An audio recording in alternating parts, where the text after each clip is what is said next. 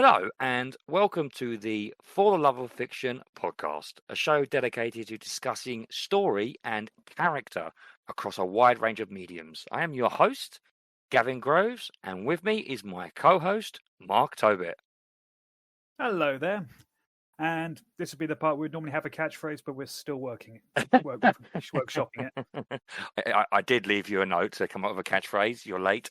Yeah, I'm still working on that one, along with the rest of my notes. So. Okay.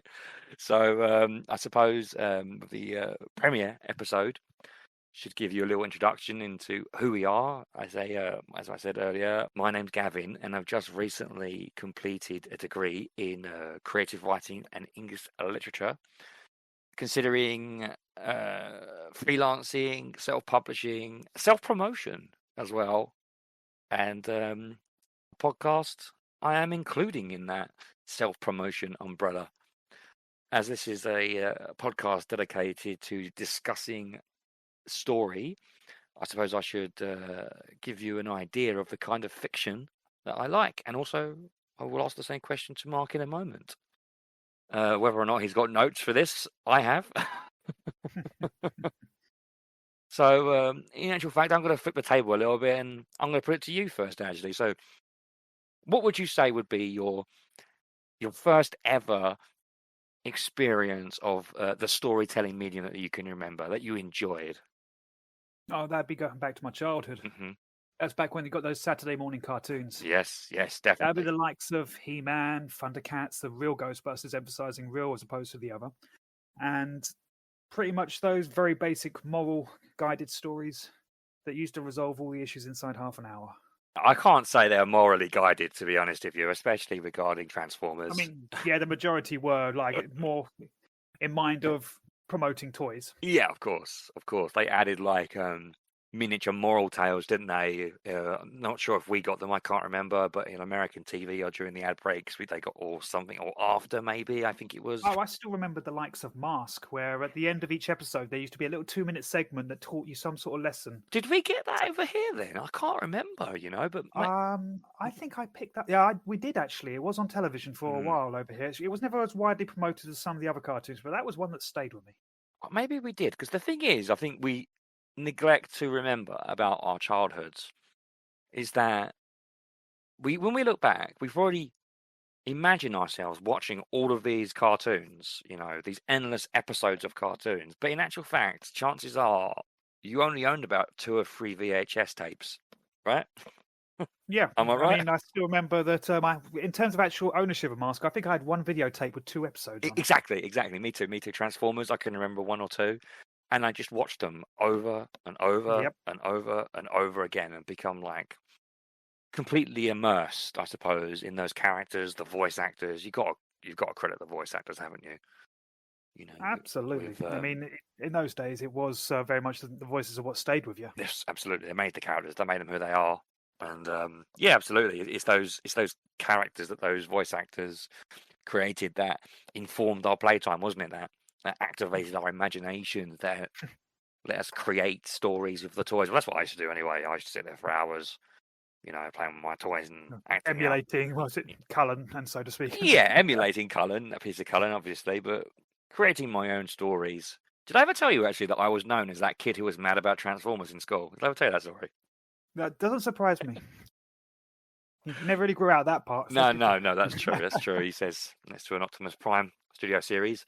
Yeah, long story short is that I had changed schools from infants to junior. I was at Friars Infant School, and I went to Hinkley Junior School. And when we went to secondary school, and then I re-met the kids that were in the infant school that I was friends with, I was like, "Oh, I'm Gav. Do you remember me?" I remember one kid went to me, "Oh, I remember you. You were that kid who was mad about Transformers." I remember thinking at the time, "Oh, that's so embarrassing." And now I'd be like, "Fucking, that's right." Yeah, you own it. But in those days, definitely not. But anyway, yeah, definitely. I'm the same as you. Yeah, 80s kids cartoons are definitely what informed me. I suppose if I was to draw a through line, I would say, it goes from Transformers to Ernest Hemingway, I suppose, for my interest in fiction. Yes. So What about after that? What can you say after like the 80s kids cartoons? What got you into film, maybe, or what books? Oh, well, if I was going to say my defining movies when I was a kid, there was two specifically that come to mind, and that would be Ghostbusters and Back to the Future. So, Yeah. which are two touchstones for me in terms of cinema. And to be honest, they dictated my tastes going forward. And I've always found that I gravitate towards fiction that's a little tongue-in-cheek. I like things that have not necessarily a punchline, but definitely are self-aware and are happy to take the piss out of themselves. Maybe that's why you enjoyed, because you didn't mention it, but you did mention it the other day, why you were a bit of a Turtles head as well, Teenage Mutant Ninja Turtles. Oh, yes. I mean, that is something at the time I didn't appreciate what the meta commentary was on Turtles in general, that the whole point was it was meant to be a send-up to all the kind of mishmash of different types of heroes that were out at the time. Daredevil, wasn't it, specifically, was one of the biggest influences on the Teenage Mutant Ninja Turtles comics. I mean, even the name itself is meant to be, initially it was meant to be ludicrous, but now it just rolls off the tongue because it's become so much part of the zeitgeist. It does. Incidentally, they've just, I think it might be Hasbro or whatever, the Teenage Mutant Ninja Turtles YouTube page has just uploaded, like, the cartoons now. Well, there goes my next couple of weeks. Yeah, like the entirety of season 1, which actually is only 5 episodes, is like in 1 hour and a half. Is it really? Yeah.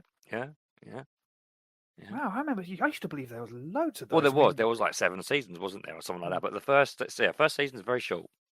But anyway, Ghostbusters, as you say, that was a very important film for me as well. I had like a pirate copied VHS for my father that I've watched just over and over and over and over again.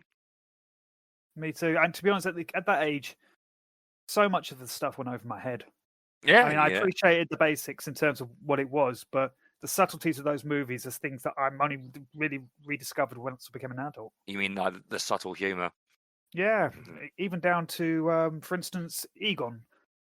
The kind of in every scene that he's in, I didn't realize how much he's actually doing, sort of like in terms of subtle head movements, finger movements, that sort of thing, just to frame the shot and add to, because Bill Murray, you can see he's front and center and he's loving life. And Ray is a very good sort of like innocent foil for him to bounce off of. But Egon is another level in terms of a third frame to that isn't appreciated as much as the other two, but does bring a lot to it. No, I'm with you there. You see, when I was a kid, I want to say I probably watched the real Ghostbusters cartoon first, which is obviously not the released order. And Egon was my favourite. And when I watched the film, I was a bit surprised that he wasn't blonde. And I would probably say that as a kid watching it, I would focus on Egon more than anyone else. And then maybe as I got a little bit older, I became more aware of the subtlety of Bill Murray's humour. But going back now and watching it, you can see that Harold Ramis, was very subtle, very in the background, but always very funny. We'd have to discuss that in great detail at some point. But Back to the Future as well, though. Yeah, I'm with you there. I watched Back to the Future later than you, or the soundtrack. No, maybe I did. It's difficult to remember when you're young. It's difficult to remember. Yeah, it all sort of jumbles into one. But then you're talking about comedy. What about The Evil Dead? Oh, it's a classic. The Evil Dead and series. In fact, you were the one that introduced me to that. Oh, that must have been our teenage years. Incidentally, I should probably reveal that me and Mark have been friends for, it's got to be 25 years now, hasn't it? Yeah. That's kind of led to a lot of us having an overlapping tastes. However, we have deviated somewhat, and that's led to differing opinions. Well, yeah, that's it. Yes, Evil Dead, that was a very important film for me. The first one, not so much. The second one, not so much, because I saw it later, but it was the third one. And I can remember renting it from the Blockbuster store. And it was my parents divorced when I was young, and my dad would take me and my brother for weekends. Going to the was it Blockbuster or the Ritz, whatever it was, and we'd pick a film and go back and watch it. And I said Evil Dead 3 specifically was like just one of the funniest things I'd ever seen. I'd never seen anything quite like it prior to that either. No, it's just... I mean, it was after Ghostbusters, it was the only other horror comedy I'd ever really been exposed to. That's a good point. That's a very good point, actually. Can't really think of any off the top of my head between them. I mean, Ghostbusters, what, mid-80s, let's say? Yeah, I mean, I suppose another horror comedy you could probably put into that same bracket would be something like Gremlins. Yeah, definitely. I'd definitely give that to you there, especially Jerry Goldsmith's playful soundtrack definitely enunciates the playful humor. Just saying that, you can hear it now, right? Yeah. It's there, Yeah. isn't it? But yeah, no, there's obviously Evil Dead 1, which was it was a video nasty, wasn't it? The 80s, and around about the same time, maybe a bit after Ghostbusters. I can't remember off the top of my head. Had its like humor undertones, didn't it? There was elements of black comedy in there, but you could miss it really if you were, or you would miss it if you were too busy being absolutely disgusted by the gore. But yeah, also, you know, the classic 80s movies, Predator, RoboCop, Terminator, Aliens. Yeah. You know, The Titans, so to speak. absolutely, definitely the Titans. Those 4 films, those 4 franchises, I think any man, child of our age, you know, would probably have to admit to loving at least one of those films as a child, if not all of them, you know. And then there was the 90s anime craze. I mean, where were you when that happened? Or late 80s, early 90s, let's say. Was it me that introduced you to that as well? Or... Yeah, it was, you and me in your bedroom watching all the videos that we could purchase. And that was the days of Tank Police. Yeah. Yes. What else? 3 by 3 Eyes. Well, I say, let me just go back a little tiny bit there. Because to say the first anime, I'm going to keep bringing my dad up. I guess he was such an integral part of my upbringing, being my father, obviously, but also because he was the one that introduced me to so much that I was into, and I was very lucky that he was such a cultured man, and I believe it was definitely Miyazaki's Nausicaa of the Valley of the Winds, the bastardized Warriors of the Wind redub that completely changed the story, and then after that, not long after that, I believe he showed me Akira, which gave me nightmares. Actually gave me nightmares. I can remember seeing Akira and then going to bed and having nightmares about blowing up like Tetsuo at the end. Oh, that body horror in that movie was, it's got some visuals in it which I don't know what sort of imagination can bring those to life, but instantly, like the end of Akira was not something that Kashiro Otomo had even drawn at the time of the release of the film. It was later. So it's interesting to wonder whether or not it was the film that informed the ending or vice versa, and he'd always planned it. You always get that anytime you get any sort of adaptation overtakes its original source material. Yeah, because obviously he was a one-man band, like many manga artists at the time. Masamu Shiro, who you mentioned, Dominion Tank Police is another great anime series, wasn't it? Hugely funny as well, hugely funny. And 3 by 3 Eyes is another good one you mentioned.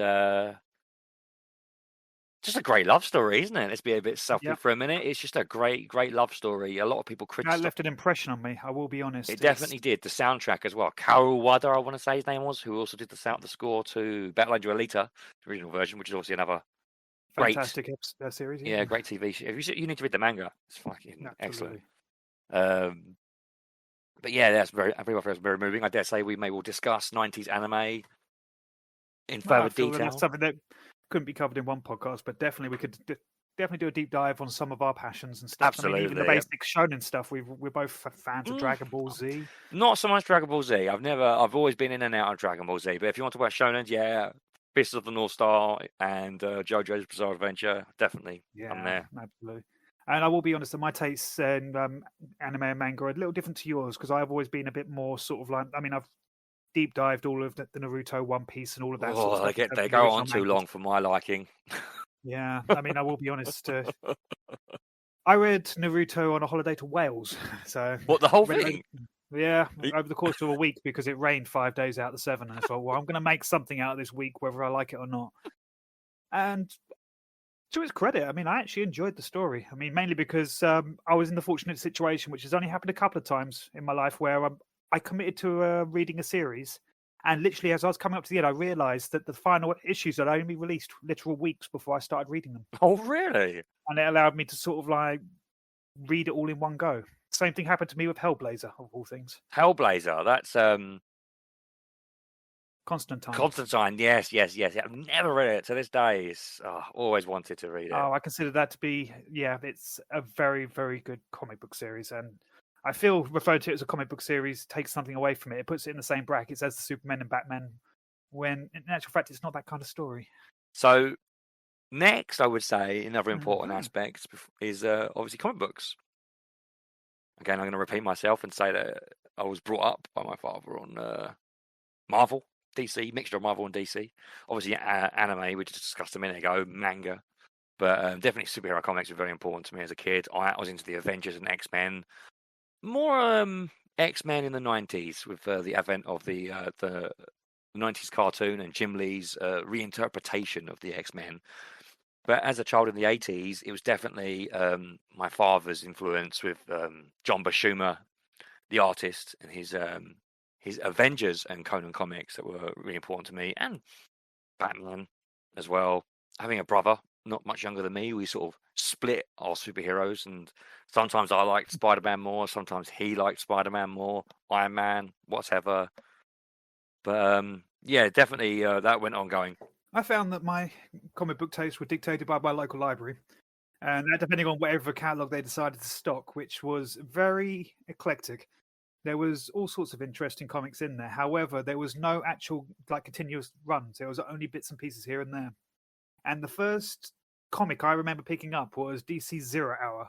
It's one of their Crisis comics from the 90s, wherein it was the end of an era. Well, I say the end of an era. I think they have the end of an era every 4 years at this point. But it was the end of an era wherein they were resetting everything and fixing a lot of the problems that had arisen from the previous crisis, whilst also creating a whole bunch of new ones.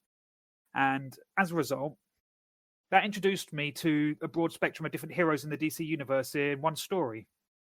And then it forced me to start reading in both directions, towards the present in terms of what happened next, and also into the past to find out who are these characters that I was seeing for the final time. And I will be honest, I mean, DC is the first series I got into. I mean, I certainly had my fair share of Marvel as well. And I do have appreciation for indie comics, and I've read all sorts of things. I mean, I've read everything from Grant Morrison, Garth Ennis, Neil Gaiman. And Sandman is potentially my favorite story. It literally is. Yes. I genuinely love that story. The fact that they've recently adapted it into Netflix TV. So, yes. Yeah. Well, we can. Believe me. We can hear your thoughts on the adaptation maybe another time. Definitely, I'm sure you'd love to talk about that. I haven't read Sandman. I've not seen Sandman. Like I say, it's definitely. I've not hardly touched DC Vertigo at all. Was he DC Vertigo? Am I right? Am I going crazy? It was right. So I can remember some things. I definitely read V's for Vendetta. That was DC Vertigo, right? Yeah. I never touched on that really. I read The Dark Knight Returns when that came out, and that was an experience in itself, because that was obviously the year when comics became adult with the advent of Watchmen as well.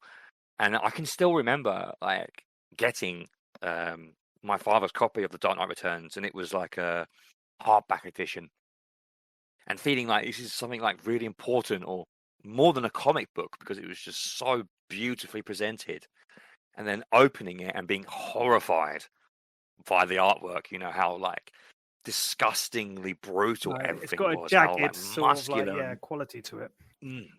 How monstrous Batman looked, and obviously Superman. There's that shot where he gets electrocuted, struck by lightning. I need to reread it. Oh, he gets all atrophied, and that's right.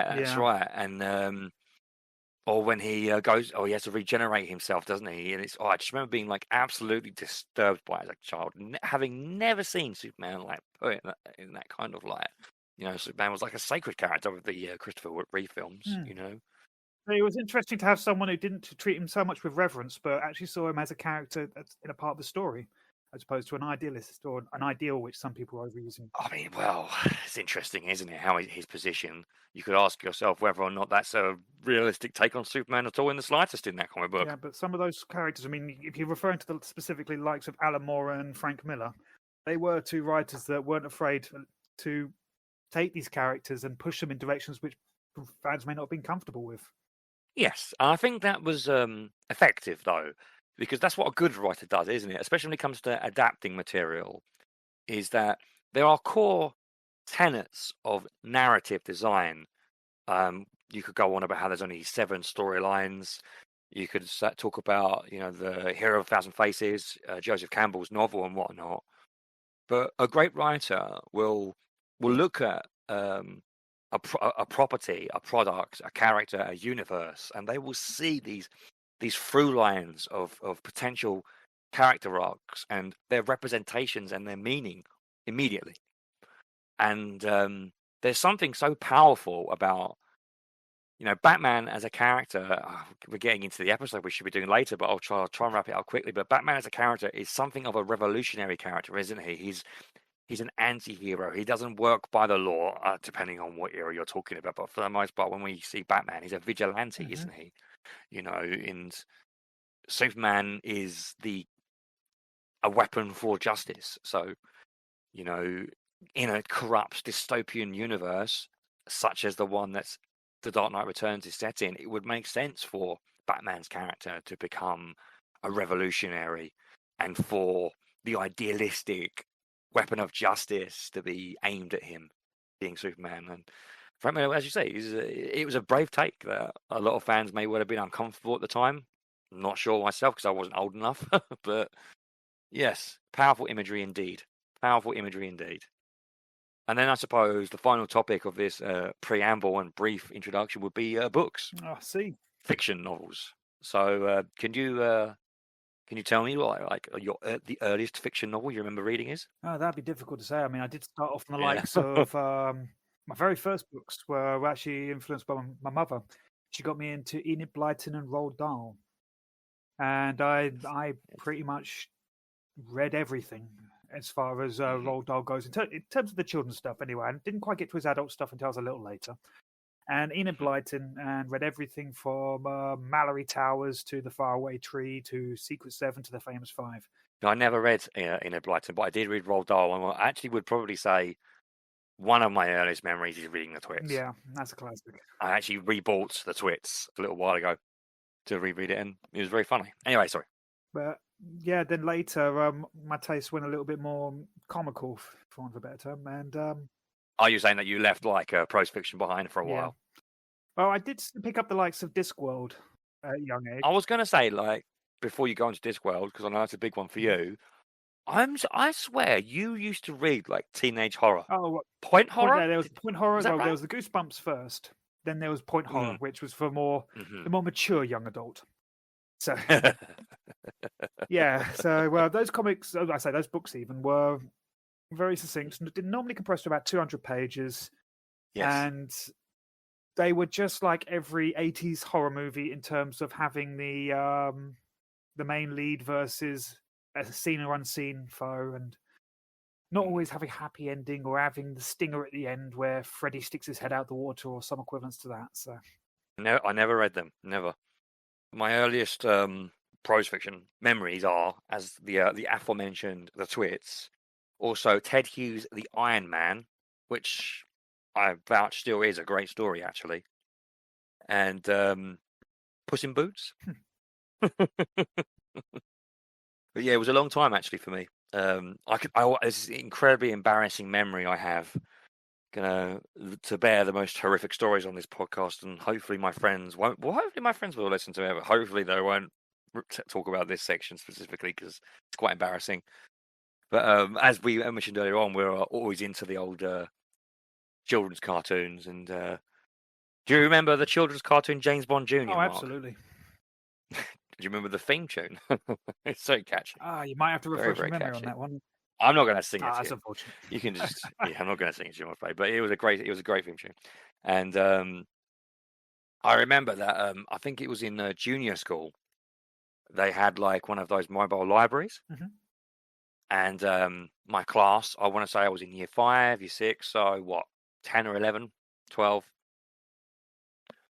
We were encouraged to go to the library and explore these books and look around for something to read.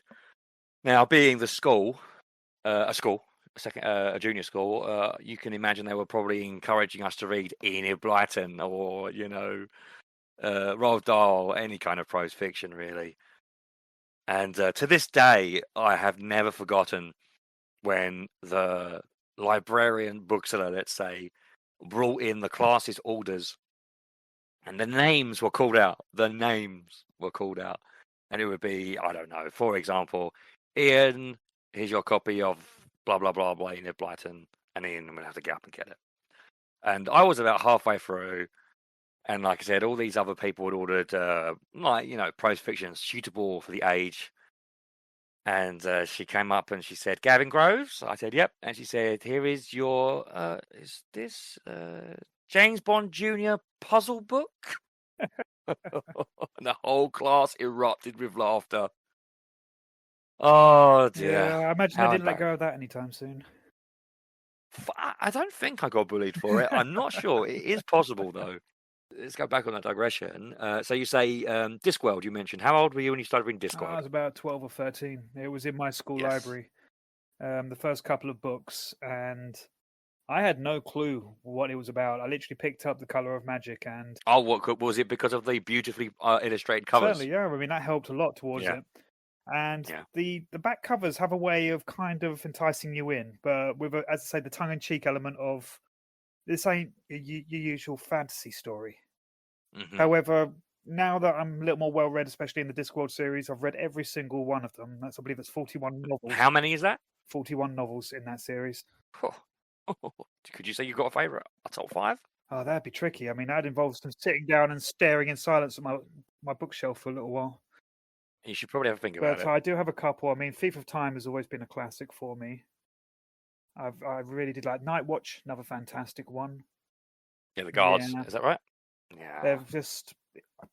It's hard for me to define why it is I like Discworld, because there's multiple stories, multiple characters, different storylines weaving in and out of each other, and characters that reoccur. One of the best representations of death I've ever been introduced to in fiction. Mhm. Oh, definitely. It's just a very, very funny series. Mhm. However, I feel that anything I could possibly say at this point wouldn't do it justice. It's only something that can really be experienced.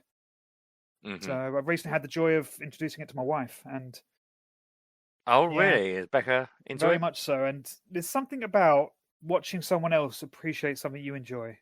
Well, that's why we're doing this podcast, Exactly. mate.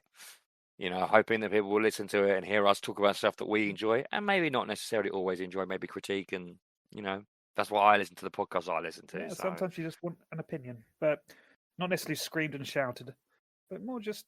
you see, I suppose we're talking about that period of your life. I suppose for me, it would be Lord of the Rings. Which is kind of a cliche choice, but me and Lord of the Rings have had a complex relationship over the years.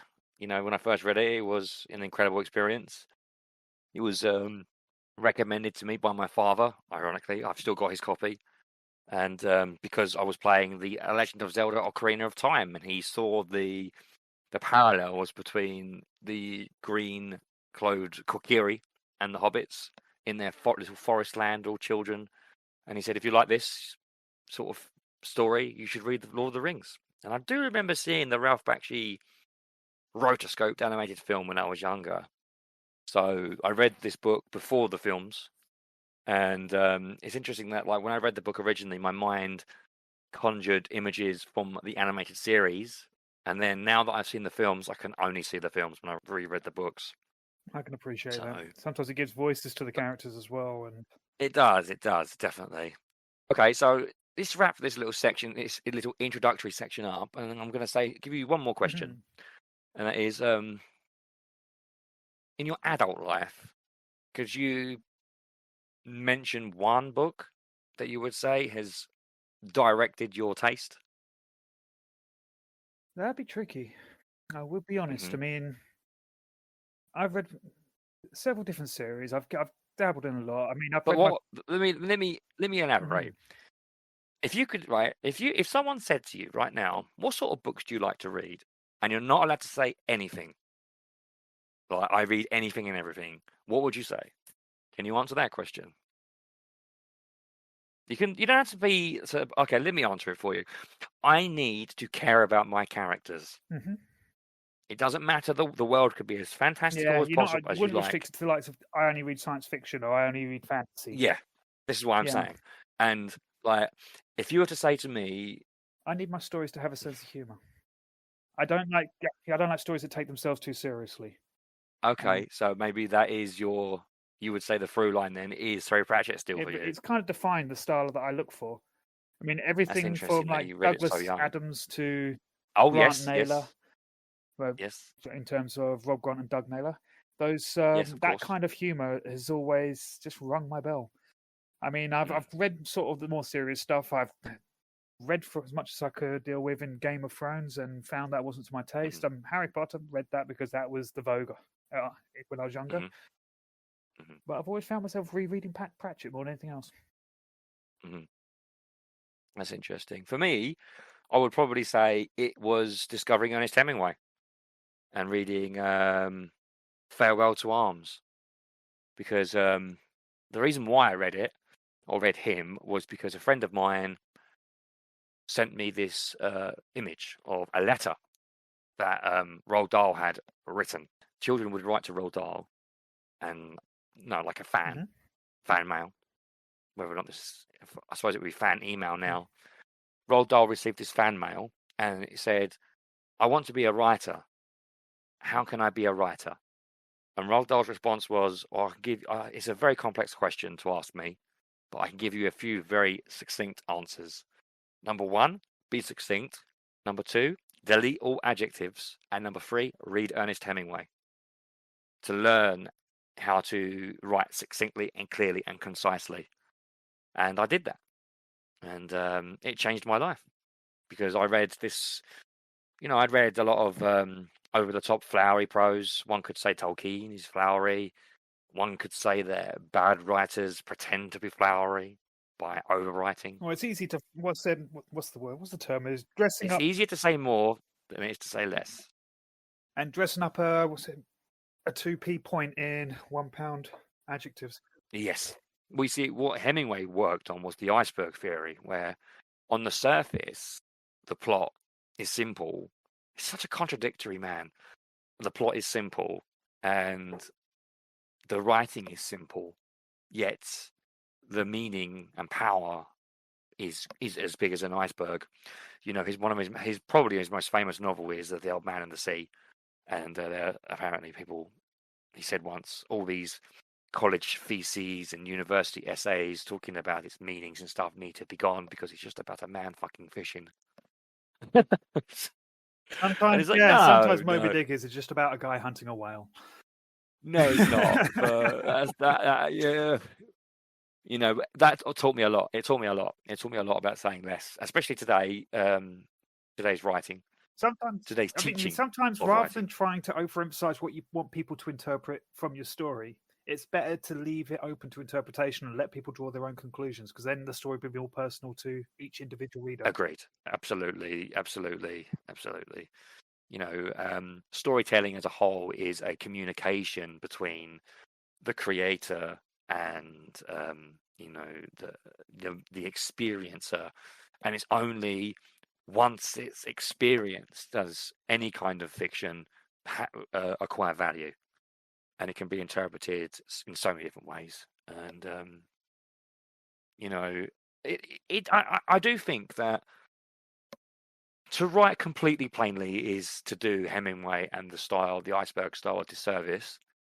I think you do need to use adjectives sometimes, but just not very often, and commas sometimes, but just not very often. But at the same time, you need to sort of find this balance between giving enough but not giving too much. No, you don't want to spoon feed your audience. Yes, exactly. Anyway, so we're going to take a break there. We're going to be back with the second segment, which is going to be our what we have been enjoying. So, be right back.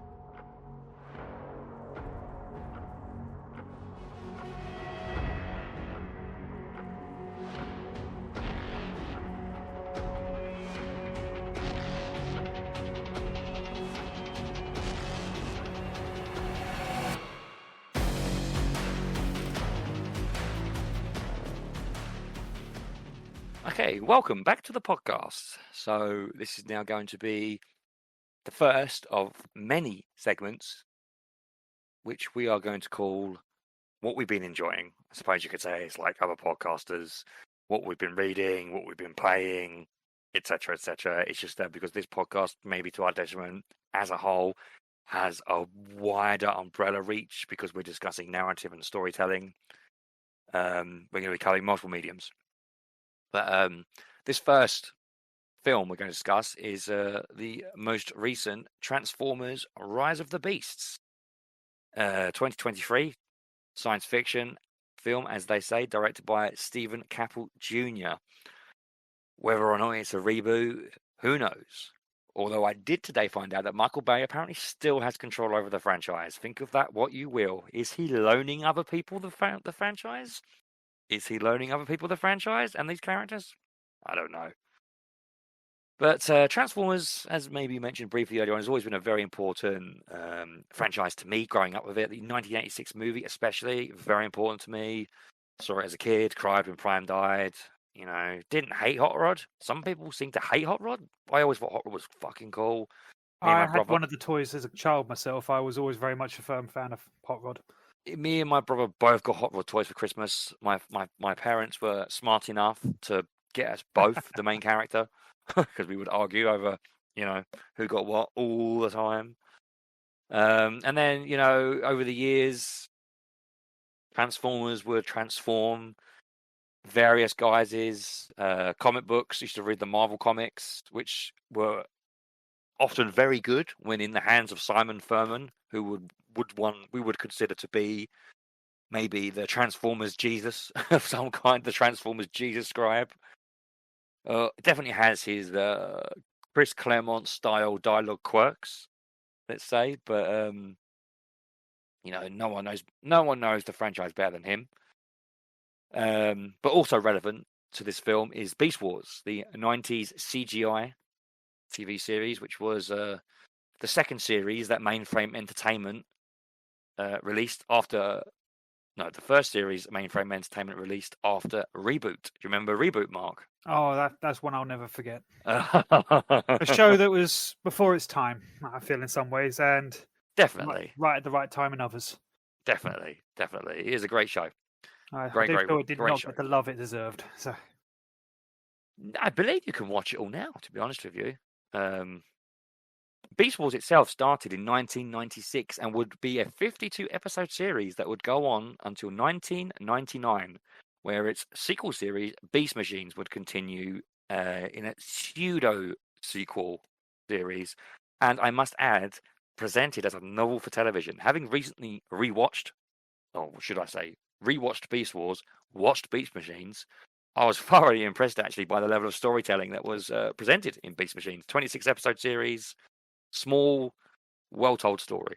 Anyway, the point is that these characters are important because, obviously, in Transformers: Rise of the Beasts, the Maximals are from Beast Wars are present. We have Optimus Primal, Rhinox, Air Razor, Cheetor. Not Rat Trap, though. Did you miss Rat Trap, Mark? I did. I will be honest. It was rather fond memories of Rat Trap. And his New York he accent. was the comic relief more than anything else. And it's almost like they intentionally didn't include him because they wanted Wheeljack / Pablo to be the comic relief, which we didn't get anyway. But interestingly enough, like whereas they got Peter Cullen repeatedly to perform as Optimus Prime against Michael Bay's wishes. Did you know that? Didn't know that. Yep, it was the fan backlash said, you get this man to play this character or we will not come and see your film. Damn. And he had to audition. He auditioned for that role. That's an insult right there. I mean, the man is Prime. I think, whoa. This is what I'm getting to right now, is that Peter Cullen got to reprise Optimus Prime, but Gary Chalk did not get to reprise Optimus Primal. So what's your, can you say is your experience with the Transformers franchise going into this film? Oh, Transformers itself, the actual cartoon from the 80s, was something that was always on the edge of my radar, but I never really dived into it. I mean, I had one or two of the toys as a child, but nothing that was really like any sort of passion for it. In actual fact, the first time I truly had any sort of interest in the show was, funnily enough, around the time you got into Beast Wars. And we used to watch it in the mornings before we went to work because we both worked at the same location, and our hours allowed us to be able to watch it in the mornings before we started. And I'd forgotten about that. That was at my dad's, wasn't it? Right? It was, yeah. Because my dad just didn't watch it with us. Yeah, and I very much enjoyed it. I will It's be a great honest. show. I mean, it's a great show. It really is. It really, really is.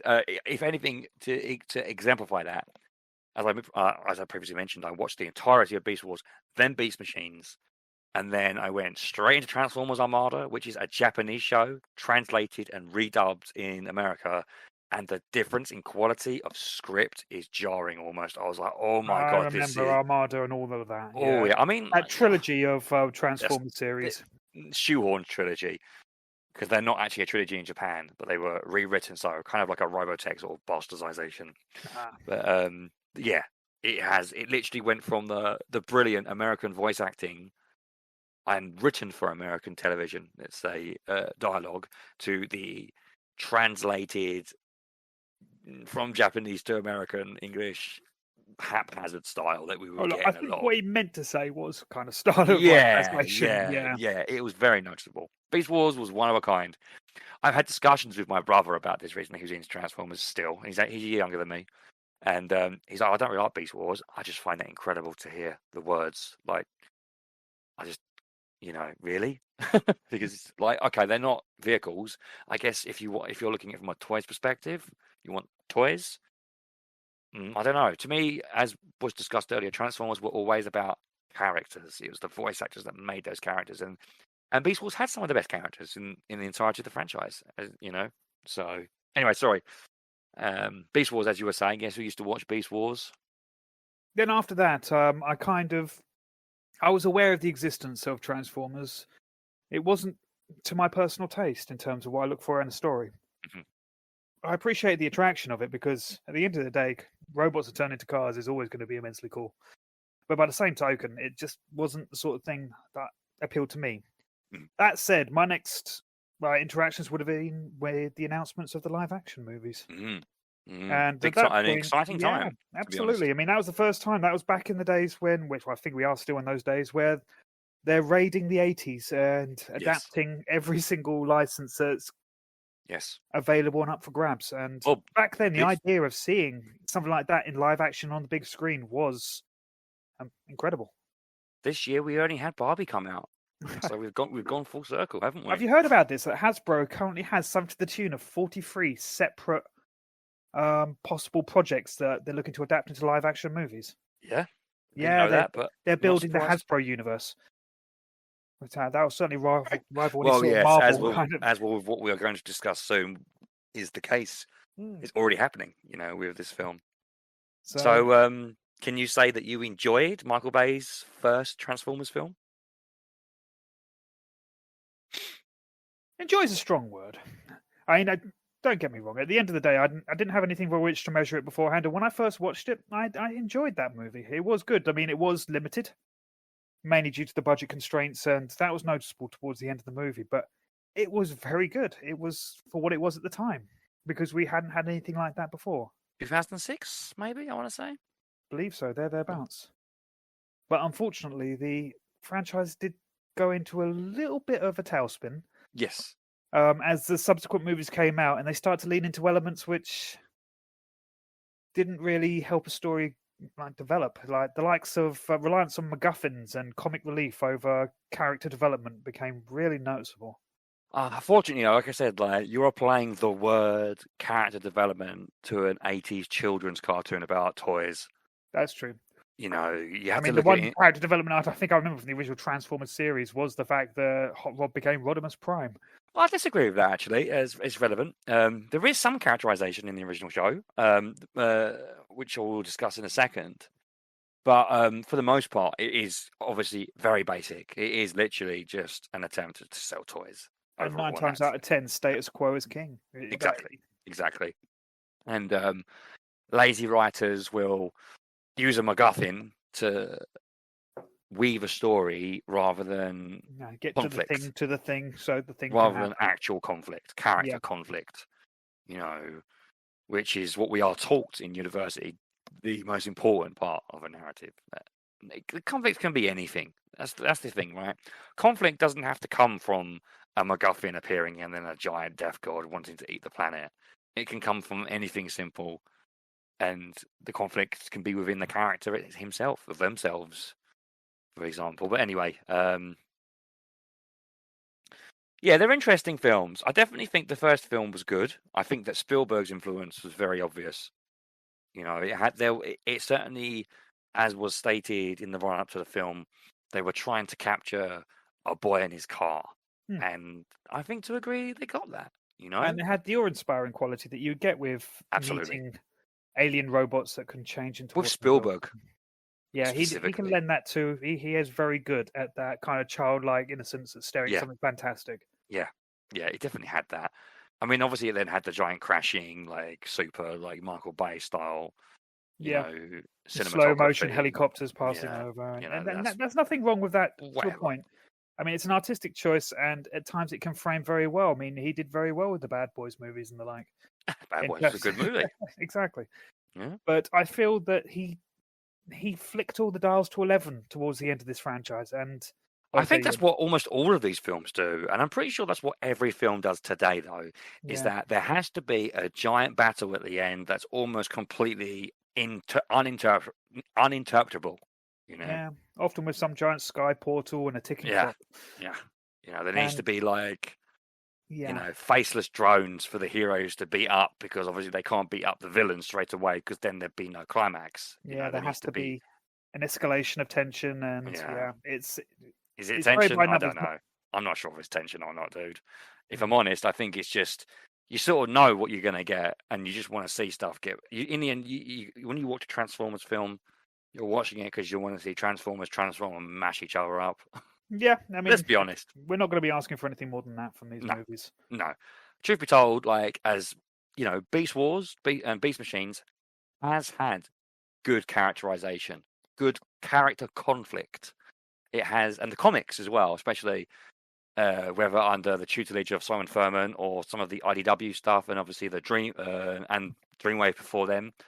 You know, there is some great stories being told, but these are comic books; these are not films, and these comics sell minute copies versus the millions of dollars these films make.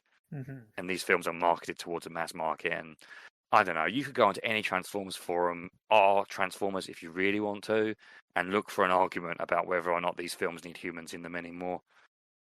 To be fair, I mean, they could do a Cybertron-based story at this point, and I don't think anyone would have any argument with it. I don't think they ever will.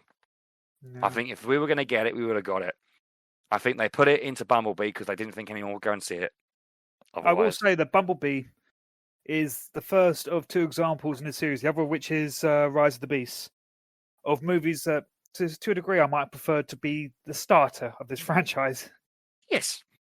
Both of these movies both introduced new human counterparts, the Autobots, that I did enjoy a lot more than Shia LaBeouf. Did you like? I mean, are you saying that because you're sick of Shia LaBeouf now? Did you not like him in the first film? No, it's not that I didn't like him. It's just he was so Let me put something to you. yeah. The Marvel humor, that style of humor, the finicky, flickering, kind of constantly on edge, jokey style of performance. Do you know what I'm Very talking about? glib and wisecracky. Yes. Which began with Downey Jr., yeah, in Iron Man. Which, to his credit, he does do deliver that well. What year did Iron Man come out? 2008. What year did Transformers come out? 2007. I see. So you're saying that kind of I'm saying, not what paved I'm the saying, way, but well, I'm not saying it paved the way. I'm not saying it influenced it. What I'm saying is that people got fed up with Shadow Earth being one note because he was one note and he's the same thing over and over and over again. But the thing is, we saw that kind of thing over and over again because it was in every other film also at the time. mhm. You know, every single film. Like, just think about there's moments in the Transformers film where he's thinking to himself and he's talking to himself and he's doing the twitching eye and he's going really fast, kind of like Ezra Miller in The Flash as well, ironically. And Tony Stark is doing that in Iron Man 1. You know, Yeah. so I think like a lot of people's perception of Shadow of Thor comes with just being fatigued by him because I thought he was great in the first film. The boy in his car thing worked for me. You know, it's just that once we got to Bumblebee and Haley Steinfeld, who was obviously an unknown, was she at the time? I believe so. I hadn't Was seen she it before. singing at the time? But she was so charismatic and so endearing, and Bumblebee's obviously super cute that their relationship just melted hearts, didn't it? You know, we Yeah. loved it. We It was a far absolutely more loved it. interesting dynamic between the two mains. Yeah. I agree with you there. And we could say the same about this one as well with Noah and Mirage. Absolutely. Mirage and the main counterpoint, I forget his name. Noah. Noah and Mirage. Those two actually had a relationship that was more than just boy in his car. They were bros. Yeah, exactly. And They were bros. It was a story that you want to watch. You want to see that friendship develop. Yeah.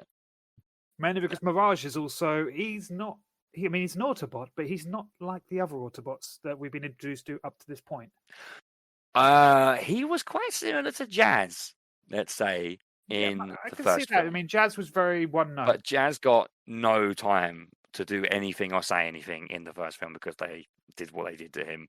Whilst Mirage is more like, every other Autobot, I say every other, majority of the Autobots we've been introduced to in this franchise have all been like, Prime is king.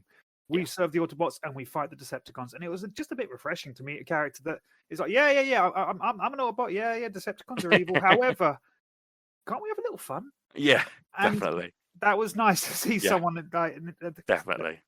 And someone who was actually just looking for a friend and who wanted to share that similar outlook. So definitely. And it was also refreshing to have him actually speak dialogue rather than be limited to a radio station. Yeah, that was funny for about 20 minutes, and then it became very, very played out. Yeah, I thought it was very smart that they removed Bumblebee from the narrative in this one.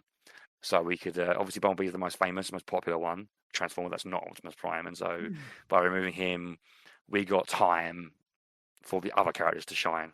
Or should we say Mirage to shine, and Prime. Because, let's talk about Prime actually while we're here, actually, because this is an Optimus Prime that has had a through line for all these movies, where he's not quite the Prime that's in the comics or the cartoons. Really, he's a little less self-certain. He's low. No, I mean before this film. And okay. The Prime in Rise of the Beasts, yes, he's younger, isn't he? And he's less certain. You're right, absolutely. But the through line through these films that he's angry as well. Yeah. When he's going to kill Decepticon, he's not just going to kill them. He's going to murder them. Yeah, he's going to murder them. Yeah. Rip their heads off. In multiple ways, in multiple scenes, he rips Decepticons' heads off. Yeah. Violently, and seems to enjoy doing it. But I don't know. Well, I wouldn't say as far as Glee, but there was a certain sort of like glimmer in his eye. I will say. Come on, when he killed Sentinel Prime and Megatron at the Dark of the Moon, he was like so happy. Yeah, that was a full-on massacre. But it was great to see him in truck form in the flat nose truck again. That was great. Yeah, let's talk about that look. Rather than going for one of the trucks that has a hood on and a bonnet on the front, the flat front is just a better look. It's the one that's been there. It's iconic. Yeah, it's iconic. But to discuss the Maximals, and as I said, I was echoing a sentiment earlier on that it was disappointing that Gary Chalk, the original voice actor of Optimus Primal, did not get his part in this film. It was performed by Ron Perlman. Interestingly enough, though, is that I do tend to assign Gary Chalk to Optimus Primal for the most part in my head, and yet he's probably played a version of Optimus Prime more often because he played Optimus Prime in all three of the Japanese shows, Armada, Cybertron, and Energon, wasn't it? Yeah. So, but I was really concerned about Ron Perlman because, while I like Ron Perlman, especially in Guillermo del Toro films, he's become a bit of a celebrity, a bit of a character in himself. I couldn't help but think, I wished it was Gary Chalk, But then I heard Primal speak, and I was like, okay, I'm sold. I absolutely loved him in this. Yeah, he disappeared into the character. Yeah, he was great. He was excellent. Had the right sort of gravitas as well. And there was a great line, wasn't there, when then talking about Prime being this angry version of himself, this young version of himself, where Primal says, I was named after you, the Great Warrior, insinuating that the Maximals have come from the future. But also insinuating that Optimus Prime has yet to become the great warrior that he will be named after, which I thought was actually a cool nod, a cool little reference. Yeah. But how did you feel about the Maximals in general? For the most part, I liked them. However, I do feel that the story They were introduced towards the tail end of the movie, and I don't think they got that much opportunity to breathe as much as the Transformers. Of course. Which, by the time they do get properly introduced, the main story is in full swing. It doesn't really give you much of an opportunity. There's already a number of characters that have been introduced, and you're thinking, okay, so it turns out we've just doubled the cast. What do I know about these people? And to be honest, it doesn't really go into that much depth of introducing you to the characters or giving you an idea of their understanding. I mean, Rhinox, how many lines did he get? I don't think he got one, did he? I can't remember. Exactly. And to that end, I mean, but at the same time, He's a great character in Beast Wars and Beast Machines. What a great character. Yeah, and there are other characters which personally would not have mind seeing, but at the same time, there's no way they could have put them in this story and done them justice, like Dinobot. This is right, absolutely. Dinobot is like a film on his own. You know, exactly. He has got the best character arc in Transformers, I would say. No, I'm with you there. I actually feel like the Maximals were not in enough, but there were so many characters already that, well, I was just glad the film wasn't 2.5 hours long. Yeah, that's nice. You know, there were reports, weren't there, that the film was completely like incomprehensible in the editing room. I can appreciate. I imagine that the original footage probably didn't come far from doubling that runtime. Yeah. And they had to strip back a lot of stuff because right. I imagine there was probably a lot more to do with the Maximals. There was stuff that was filmed that was shared online where, like, Prime rams Scourge in vehicle mode. Didn't see that in the film. I also get the impression that Wheeljack / Pablo, whatever the hell that character was, probably had more lines, more comedy lines, and they were cut. Because he was shown in the promotional materials quite often, and was he in it much apart from the action sequence we saw with RC in the trailers? Didn't make much of an impression. Exactly.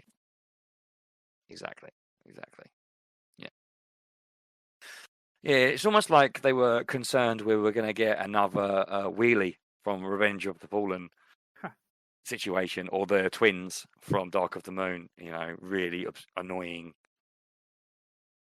irritating designs. But Mirage, as I say, Mirage is definitely the MVP of the movie. Definitely. Absolutely. Noah Mirage, probably, yes, I don't know, he's in the running for the best human-robot relationship. Yeah. Running for the whole thing. It's one that I enjoyed, and it's one that I would very much like to see more of in... Definitely. I was so upset that they killed him. And obviously, he's brought back at the end. But that one line, I was like, I think it's time for you to take the wheel, partner. Yeah, it was great. Great line. It was great. It was great because at that point he was being like, he was just starting to become a character of agency, wasn't he, Noah? Up to that point, he was a character that had been along for the ride. Yes, literally. And then this was the point in which he actually started to take control of his journey. Simple but effective, you know. I loved it. And like I said, like, no matter what you say about setting, fantasy, science fiction, Barbie, there was a great arc there. You know, that I cared about. I cared about those two characters. You know, I cared about Mirage because he seemed to care about Noah. Noah seemed to be this character on the verge of greatness, like he's a many character in a film. And it got to be the sacrifice of his mate that set him on there. And then there's a great callback to the exosuits, you know, in the 86 film and Series 3, you know, humans in robot armor and stuff running around smashing stuff up. It was cool. Sometimes the simplest stuff is the stuff that you just want to see. You're not looking for like the giant death god to show up and eat the planet. Well, that's what happened next, obviously. but in the grand scheme of things, the actual fact of that is the fact they were threatening Ultron again didn't seem like Unicron. Even my apologies, Ultron. Didn't seem as much of a like. I didn't care like as much about Unicorn as I did more about the interaction between Noah and Mirage. That's because, well, if you didn't have Noah and Mirage, the film would have not been as enjoyable as it was. It's also the other aspect of, whilst, yes, this is a soft reboot, to a point wherein this is set in the past, and believe me, in the first 10-15 minutes, they let you know it. They are one line short of someone going, oh my God, it's so great to live in the 80s. But at the same time, 90s in this case. Oh, 90s. And but to that end, I've always had this issue with prequels, even though this is not a hard prequel to the previous Transformers movies. Something about prequels never rubbed me the right way. The biggest problem is when they start rewriting the films that come after. I mean, let's say, for example, Optimus Prime and the Autobots being stranded in the first place on a planet, kind of, and the fact that they even landed on Earth in the 80s with Bumblebee, kind of takes away the majesty of them being on Earth in 2007. Because you see their arrival and everything. Yeah. And because now suddenly this news story's got them at a much earlier era. Exactly. That incredible theme, Arrival to Earth by Steve Jablonsky / Hans Zimmer, and the moment when they crash onto the planet is just fantastic. You know, it's epic, it's grandiose, it's kind of moving in its way because of the rousing score. And when you watch that film now, because it's sort of in the shared universe, but no one will say, you think, well, this isn't as majestic as an epic as it used to be, because they were there 10 years ago and then 10 years before that. So why are we watching? You've got the fact that Bumblebee was fighting against the Nazis. And then you've got the fact that Transformers were acting as backup for King Arthur. Yeah. And then you've got the fact that Transformers were turning up as early as the dinosaurs. And it kind of, every single revelation, rather than going, oh, they've been here a lot longer than we thought. It dilutes. Exactly. It dilutes the present, what's gone before. Yes. 100% with you there.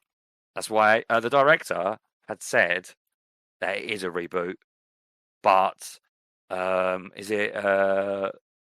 Which one is it? Is it Lorenzo di Bonaventura or Murphy or DeSanto? Someone with money in this said it's not. Almost because it's like they're scared that if it makes lots of money, they can be like, oh, it's part of the franchise. But if it doesn't make a lot of money, they can be like, well, it's just some side experiment. Yeah. You know, which I think is a real shame. Because afraid to take the gamble on it. Yeah, because while, as has been discussed, it did have a generic plot about a MacGuffin, but on the plus side, it had a really good, heartfelt, human and machine story. Does the generic plot even matter? But let's talk about the ending. The ending where you have the Maximals and the Autobots combining forces and fighting loads and loads and loads of faceless Terracons. Yeah. I mean, how do you feel about that? Do you think this is what we showed up for, right? Yeah.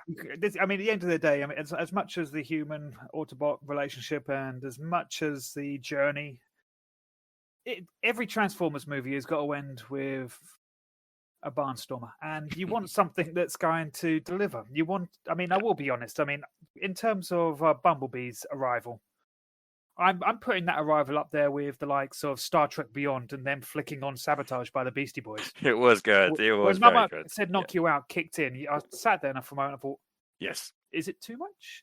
No. I was like, when that came on, right, I went, I'm ready. Just go. Just do it. I don't that was care. the right amount of Bumblebee in the movie, right there. Although one thing it doesn't leave me to wonder is that how strong is Bumblebee at this point? I mean, is he stronger than Optimus? Because he seems to be like near on superhuman in Autobot levels. Super robot levels. It really is. I mean, his fighting skills do seem to be certainly higher than most. He seems to be more or less immortal at this point. And I think him and Optimus have gone toe to toe on at least one occasion. They did at the end, didn't they? Again, when he was like under control. Yeah. But let me ask you a question. The fact that they were fighting tons and tons of faceless drones means there's not really any drama, is there? No, you're purely just looking at the VFX team flexing their muscles. And do you think that matters? Not too much, to be honest. I mean, at the end of the day, as you said, we go to see these movies to watch robots mash the shit out of each other. Yes. And they delivered on that element. Yeah. Definitely. And it still actually managed to get quite poignant during the fight between Mirage and Scourge. Yes. Which was a good fight. I will be honest. I do think, though, sorry to interrupt you there, that it was like a Hasbro requirement that, because up until that point, the Maximals hardly had any screen time, that every Transformer get a bit of screen time so they can sell toys. Mm-hmm. And in order for that to happen, there needs to be loads and loads of faceless drones for them to fight. Yes, and there will be a new line out next week. So Yeah. I mean, at the end of the day, it is still a merchandising juggernaut. Yeah.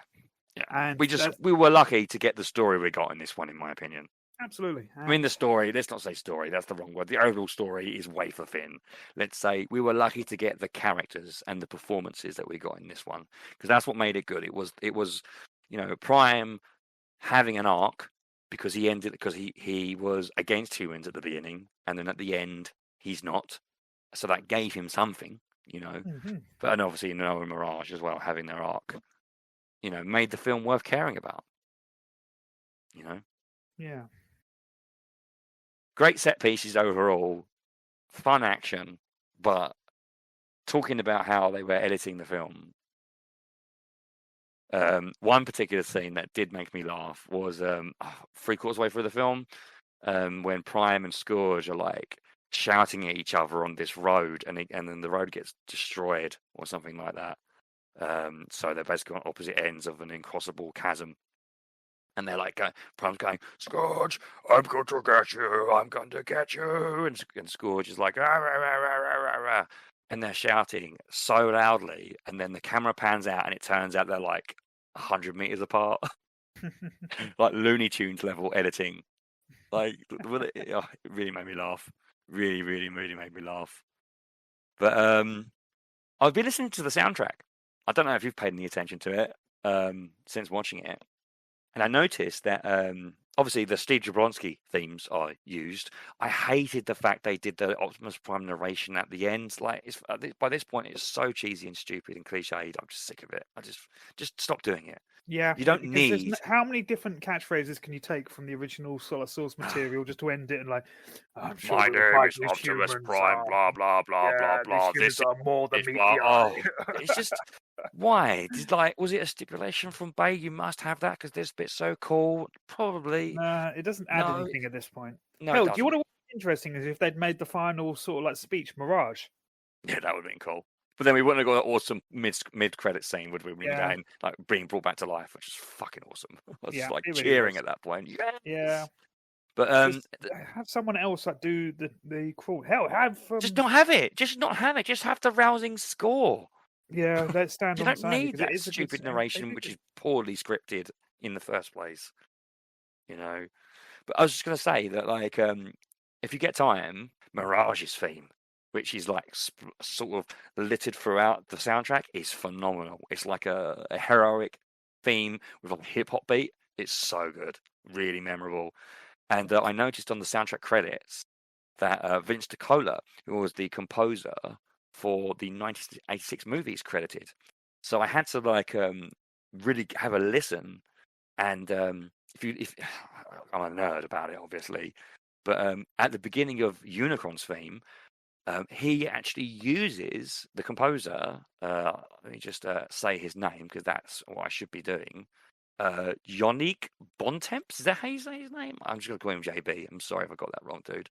Mhm. He uses like a tinkling, a tiny amount of the Unicron theme from the '86 movie, which I thought was lovely. I thought that was great because it's a great theme, a great theme. Incidentally, he sounds like Rocky IV in the original film, but Vince DiCola did Rocky IV as well. But yeah, I enjoyed the score. So overall, where would you place it then in the pantheon of Transformers films? Tricky to say. I mean, I'd definitely put it in the top 3. Mhm. I mean, I'll put it up there with Bumblebee and the first Transformers Yeah. movie. I would say that they are like the 3 good ones, to be honest. I think Yeah. Dark of the Moon is a good film somewhere, but it's so bloated and so Oh, long. very much so. Oh, And but after Dark of the Moon, you've got the likes of. they're all terrible after that. Yeah, Age they of really. Extinction had a good villain, and Marky Mark was fine. But Yeah. But last night, oh dear oh, lord. that's terrible. Terrible. And they ruined Hot Rod. A friend of mine actually said that he felt like Mirage was like so well done. He felt like an apology for how bad Hot Rod was. Yeah. Won't be surprised because I was to cap this off. I was really concerned about Mirage in this because talking about character development, Mirage in the '86 cartoon is one of the few Transformers characters with actual characterization. Even in the pilot, he is a pacifist who doesn't want to fight, and he goes against his wishes and sort of goes out on a limb to save the day. And what I'm talking to you about now is incredibly simple. You know, at the level of Transformer storytelling, it was quite in depth in comparison. But that meant that he stood out to me personally as a character, Mirage. And then in the trailers, I saw they gave him the Porsche body. Obviously, in the 86 cartoon, 84, 85 cartoon, Mirage is a Formula One car. Obviously, a Formula One car can't be driving around on roads in disguise because, you know. But there was a nice reference to it. Did you see that? No, I didn't. Yeah, at one point he shows off himself off as a hologram Formula One car, which I thought was a nice nod. So yeah, I was really concerned actually about Mirage, thinking, oh, why did they not call him Jazz? Why not call him Jazz? But I was down with Mirage in this film. I was down. He was a homie. Yeah. After the first couple of minutes of introduction, it took seconds, didn't it? I like this character. Yeah. I mean, the action sequence where he uses the holograms / mirages was in the trailers, so we all knew it already. But like, it was a nice kind it of. all added up, didn't it? It was a little bit of it gave him a bit more depth in terms of ability as well. So yes, that absolutely. said, he didn't really utilize that skill much later. He did when he was fighting Scourge. Oh, I see. Scourge was fighting like three mirages at one point. Yeah, it's really good. Yeah, really, really good. But yeah. I think we could probably cap that off there, to be honest with you. So if you could give it a rating out of 10, what would you do? I'd give it a solid 7. I'm with you there. I'm with you there. I would give it a 7 as well. I mean, I'm not going to say that it's even the best of Transformers, which Bumblebee I think edges out maybe at an 8. Yes. But yes. I don't think I'd go any higher in terms of ratings for the Transformers as movies as they stand right now. It's not. It's just in the end, a Transformers film is never going to get a 9 out of 10 because it's a Transformers film. I mean, 9s and there above exactly would require something. I'm not saying it needs to change my perspective on the Autobot world, but it can't be done. No, it really can't. Not with this. These characters, you could tell there's some really interesting, fun stories, and I do want to see more stories with these characters. That's my biggest problem with this film, is that the Stinger was a G.I. Joe crossover. I was like, no, I don't want the shared universe, because Transformers is more interesting than almost all of your other franchises. I mean, I'd say two. The 3 G.I. Joe movies that have come out have been so... I only saw the first one when they had mech suits. I've seen 2 of them, and the second one was better by virtue of the fact that The Rock was in it, which kind of he helps elevate just about anything that he's in. It's good value for money. Yeah, he really is. He's got that apple pie smile that just makes you go, "Oh, everything's going to be okay." Yeah, I was just like, you hinted at Unicron. You got all these new characters that are kind of cool, and now you can do a crossover.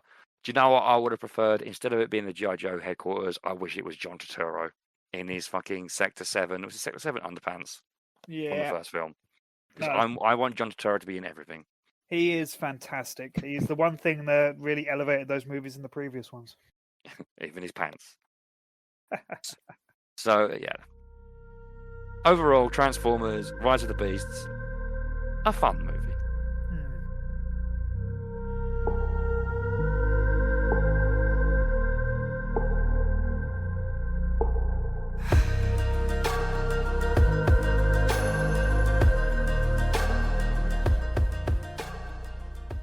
Hello and welcome back to the podcast. This next segment is a segment that me and Mark have designed, which we're going to call the podcast pitch, where one of us is going to pitch a movie, a game, a series or something to the other that the other has not seen, in an attempt, I suppose, to convince them to watch, read, play, whatever. So this particular episode, Mark's going to be taking control of this one and pitching something to me. So without further ado, I'm going to hand it over to you, mate. Let me know. Many thanks.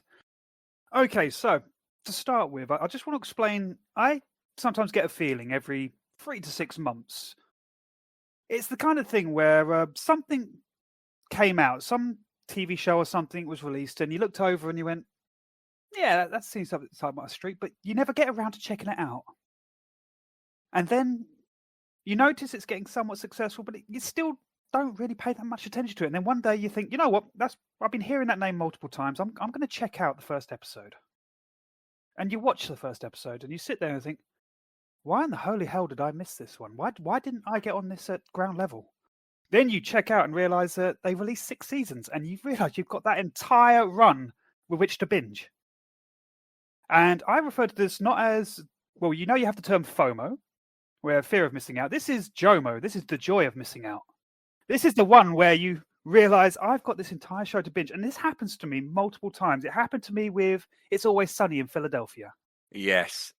I'm with you there about It's Always Sunny. I didn't watch Sunny for so long, and I had everyone telling me about it. My girlfriend telling me about it. You telling me about it. Gary telling me about it. Oh, and I just never got round to it. And then I watched the first series and saw it building, and then when it clicked, which is around the time Danny DeVito joined, Oh my God! Yes. I remember thinking to myself, I've got like 10 seasons of this. And everyone keeps telling me it's consistent as well. I mean, I still haven't finished it to this day, but yeah, I know. It was just knowing that I've got 10 seasons of this absolutely brilliant comedy to watch was a great realization, let's say.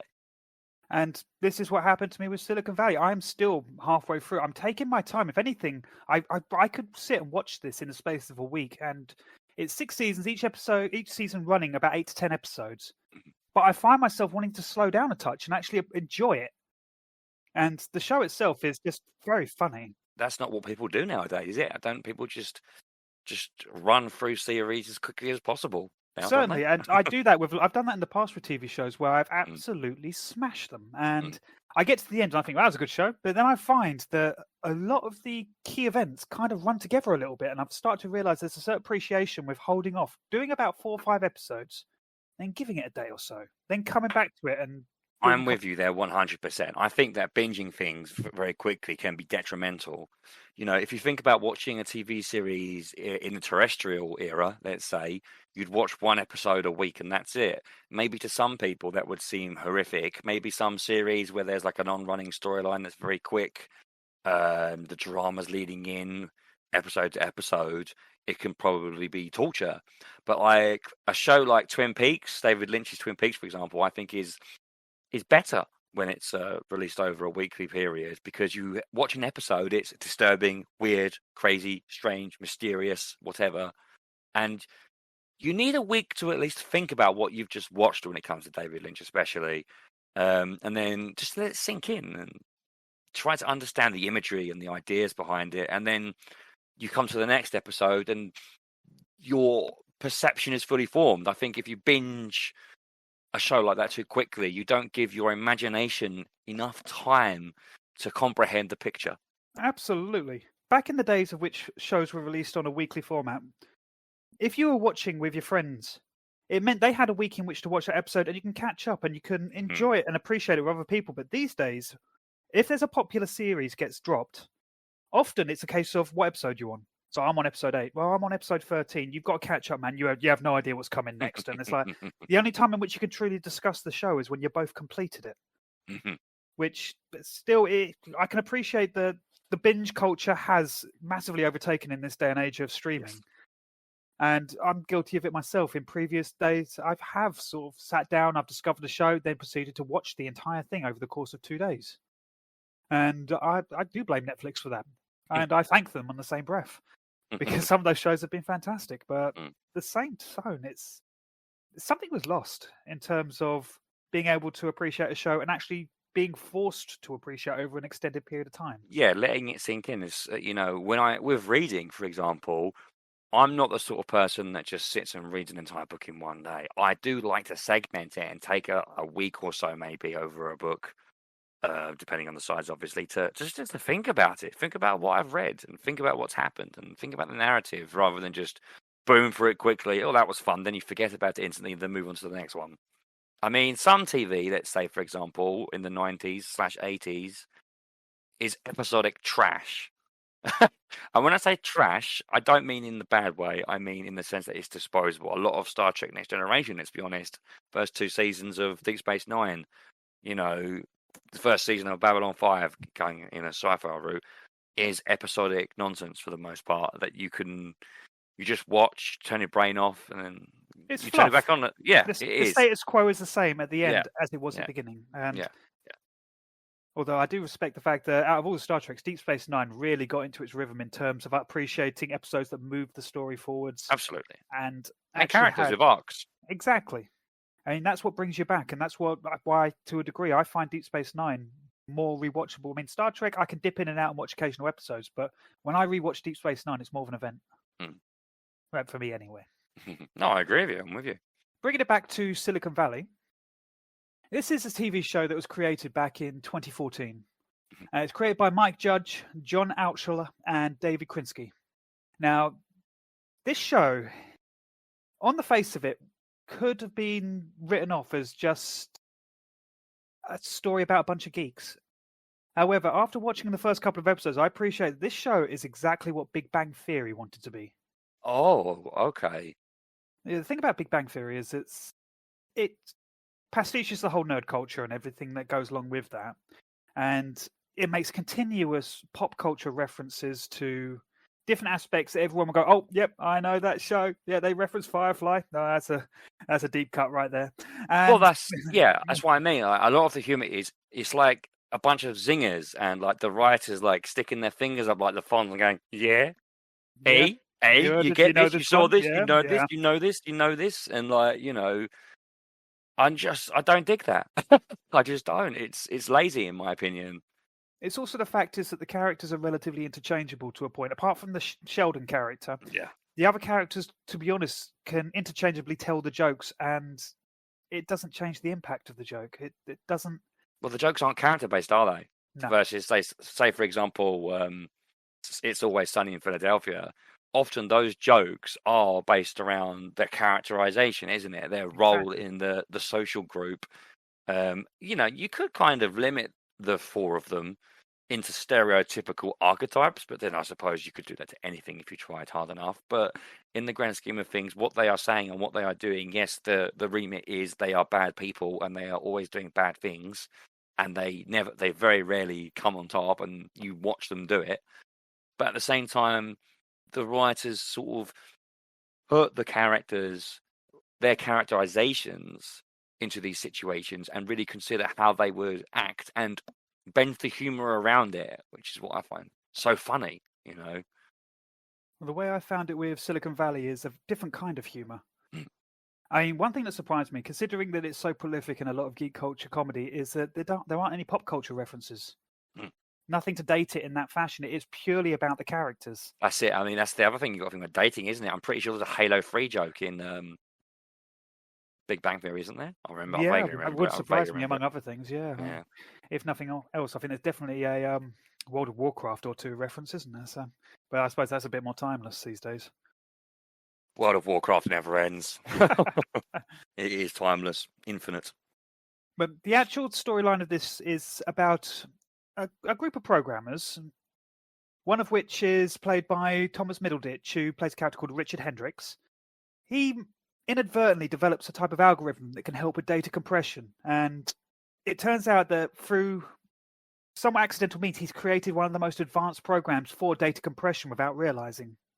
And overnight, his programming abilities elevate him, and he becomes one of the most sought-after programmers in Silicon Valley, forming his own company and taking on a lot of his friends to join that company and becoming a small fish in a big pond. And then a lot of the story is based in the fact that you've got a man who is very socially awkward and isn't really wanting this side of the industry in terms of like the PR and the prestige. He wants to work and he wants to make money. But now he's being forced to play the game and everything that comes with that in terms of different like corporate mergers, negotiations, board meetings, and all that side of things. Now, on the side of Richard Hendricks, there's another character in it played by T.J. Miller. Now, T.J. Miller is probably most well known for a series of ad-lib sketches that were used in Deadpool. That was mostly his most high-profile moment. And based on that, the fact that he was very funny in those series, you can see that he probably does a lot of ad-libbing in this show as well, because some of the stuff he comes out with is belly laugh funny. Now, I don't want to go into too much detail because the point of this is to sell it to you. I don't want to explain the story to you, but it is very much every episode moves the story forwards. There is always a development. There is always an aspect in terms of their company which changes things for the next episode. You can't just dip in and dip out. This is not a status quo show. So it's about he creates this algorithm essentially, and he becomes a big fish, basically, in the Well, he pond. becomes a well sought out after Okay. programmer, and he Okay. decides to form his own company. He has the option Yep. of selling the code and And he making does? a quick. No, he decides he wants to utilize the code and form a company and as actually start an competing. entrepreneur would. Yep, and he decides he wants to start competing against his former employer. Okay. Who So are how does he go definitely about that? Well, what he starts doing is he starts developing his own operating systems that will compete with his former employers. Is there actually are there references to Microsoft and Windows? They do reference a lot of those sort of programs in terms of like the fact that they exist. They also later on there are references to things like the likes of Facebook and Messenger, things like that. But the actual companies that are relevant to the story are fictional companies. Yeah. So that's an entrepreneurial concept as well. Is that you remove the middleman and build it yourself. Exactly. So rather than running it on someone else's operating system, you'd build your own operating system and sell it to the consumer that way. So yeah, okay. Then you get a lot of legal aspects in terms of people staking claims to the program based on what their involvement is and things. It sounds. But one man made it. One man initially made it, but a team helped him develop it. Right. Okay. Yeah. Okay. He did the bare bones programming, and he's got a couple of people around him who, Dinesh and Guilfoyle, are two characters that are immensely funny. They do not get along. They have no respect for each other's work, but they are the only two people that can work with him. Okay, so I was just about to ask. So where is the conflict? The conflict is in these characters. Is it trying to work together to make the money there, or yeah? At one point, they get given the opportunity to make enough money they could potentially walk away from the industry. But at that point, it's no longer about the money. It's about taking pride in your product and your creation. And it almost starts to take on the aspect of an artist. Yes. And it's interesting. It's also there's a certain element of wanting to stick it back to the people that screwed them over in the first place. Of course, yeah. There's this fictional company, Hooli, that they used to work for. That they find themselves in direct competition with once they start developing their own program, which they name Pied Piper. Much to the denigration of his entire team, who absolutely hates the name, but he refuses to change it. Because he's the CEO of this small company he's just created. So I just wanted to ask, sorry, without spoiling it too much, but this is important to me personally as a viewer, is so there's conflict between 3 characters. Is that what you said? No, there's more than 3 characters. Would you say there's 3 main characters, or 4 or 5, is it then? Tricky to say. Okay, fine. Well, if I was to start outlining, there was probably about 7 or 8 antagonists. Okay, fine. Well, what I'm trying to say is of the core main characters, how would you describe the conflicts between the main characters who work together? Is there conflict? There is conflict of more competition. Yes. Okay. Fine. Yeah. They are. I mean, at the end of the day, they are all working towards a common goal, but there is a certain feeling that this they is where want the comedy to is, surely, isn't it? Yeah. Exactly. They're sure they are. It's human nature to want to compete with each other, especially if you're in an area or field where you want to succeed. Exactly. So, okay. But there are side stories taking place that weave in and out of the main story. That, for instance, he has a friend of his called Big Etty that they've nicknamed Big Head, who is the definition of failing upwards. His side story, which repeatedly gets involved with the main story, it would be hilarious if it wasn't so close to reality at times. So, as I say, it's a show that I found myself I literally watched the first season more or less in one sitting on a day off, where I had it on the background whilst I was doing some things, and found by the middle of the second episode I was sat back on the sofa just engrossed. Well, that's a great sign. That's always a great sign when you're not expecting to give something much your time, let's say, and then suddenly you are. Can you highlight a particular episode, perhaps spoiler free, that is what got you into it? It's difficult for me to say a particular episode. I was kind of hooked from the beginning. Just the idea of it. It's just the interaction of these characters. It wasn't so much about a singular big event, although there are big events in the episodes. Pretty much every season so far has led to a climactic season finale. But not in the sense of a boss battle or like a Marvel movie or anything like that. This is more intelligent than that. For instance, the release of a product. Or a legal battle, or something on that tone. And I do love a legal battle. There's a very good one in this one that I appreciated and actually had me laughing. So, and also the lawyer that they end up hiring is another level of funny. It's been a while since I saw a character that could do deadpan so well. all I will say is that it's the kind of show that I'm not going to say it's for everybody. What I will say, though, is that you'll know if it's for you by the end of the first or second episode. Well, that's always good, yeah.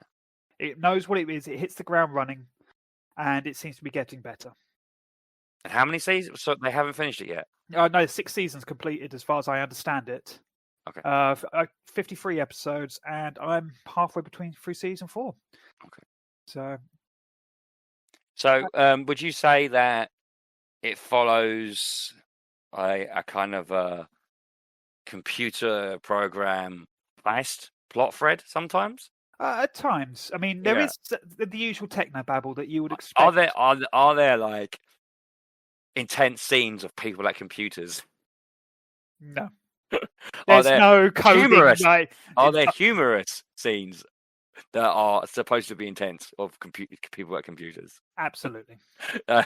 Because that's something that makes me laugh, actually, because as we've discussed on the side recently, I've been watching the Mission Impossible movies, and obviously the first film came out in the 90s, second one was 2000, and like the technology, especially in the first one, is kind of retro now. But like as was very popular in the 90s with the advent of the internet, the techno thriller, and there's all these films with like drama built around typing on screens. Oh, I still remember. Did you remember that Hugh Jackman movie, Swordfish? Never saw it, even though, like, supposedly the only reason anyone saw it was because of Halle Berry getting her bits out. I never saw it. It was one of the first films that he did after X-Men, wasn't it? There is literally a montage sequence that must run about 4 or 5 minutes of him in front of a computer, clapping his hands and typing, and he is clearly doing something epic because the music is telling you so. Just please tell me, right? Does this show pastiche that in any way? No, it doesn't. There are moments where technology is happening and stuff is happening in a cloud or whatnot, but at the end of the day, it is not so much. I mean, there is drama, but it doesn't forget about the comedy. It sounds like to me, it's like a underdog story, right? Absolutely. The man sticking it to the big software company. It's just, as I just said, software company. It's based in, the software industry. Exactly. And to be honest, whilst there is some technobabble which might go over my head somewhat when I start talking about algorithms, compression, data rates, and so on and so forth, and you think, okay, that part isn't necessarily important to understand. There's a thing called a Wiseman rating, which I have never heard of before, but I appreciate what it means in part of the story and how relevant it is to the narrative. I don't understand the science behind it, but I understand the importance of there being a good Wiseman rating for a data compression algorithm. Okay. So, and that is pertinent to the plot. And these sort of things, it doesn't lose itself in the technobabble. It has enough for you to go, okay, so that part is important for this reason. And sometimes they'll refer to specific parts of code. That part important for that reason. But it doesn't take away from the character dialogue and the interactions. So would you say that character is the strongest part of this? Yes. Everyone has different motivations. Oh, that's because I say they're all developed, are they, with motivations and... This is it. The main character is he, at the end of the day, the algorithm is his baby, and he wants to see it fly. So, and the other characters that are involved, I mean, yes, there is a certain motivation of being successful in their field. Of course, yes. But there are different characters that have different types of motivation as to what success means. Oh no, yes, of course.